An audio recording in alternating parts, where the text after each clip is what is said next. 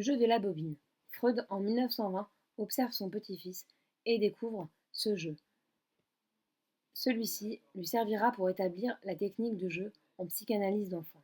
Ce jeu permet à l'enfant d'alterner entre le concept de présence et de l'absence de la mère. Enfin, il exerce ses capacités motrices à jeter et à voir que l'objet revient ensuite. L'enfant prend conscience de son corps et de ce qui est à l'extérieur de lui, l'objet. Cette étape est une étape importante dans la vie de l'enfant pour acquérir la phase de la propreté.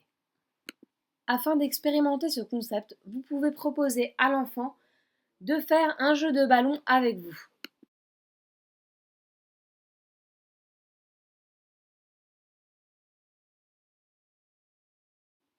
Le jeu de cache-cache permet d'intégrer la notion de permanence de l'objet à l'enfant. C'est une expérience sécurisante pour l'enfant. Se cacher derrière un rideau et réapparaître, jouer avec des marionnettes, puis se cacher les mains dans le visage. Amusez-vous avec des marionnettes. Avec votre enfant, réalisez un petit spectacle de marionnettes ou bien les enfants adorent faire des spectacles pour les parents. Alors passez à l'action. En effet, l'enfant même grand demande à jouer à cache-cache. Il n'a pas encore acquis forcément cette notion de lâcher et revenir.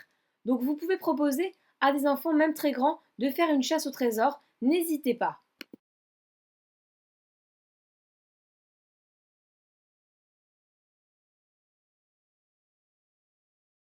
Les études scientifiques qui ont été faites sur le sujet montrent que les activités d'eau ont des effets bénéfiques sur le développement de l'enfant.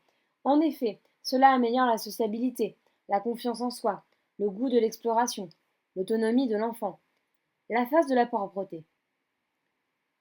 Cette activité servira aussi la phase où l'enfant devient propre. Donc Maria Montessori nous propose des versets, c'est-à-dire verser un contenant de gauche à droite, tantôt l'un, tantôt l'autre. Vous pouvez utiliser des lentilles, des pâtes, du riz et plus tard de l'eau pour les enfants, qui adorent jouer à ça.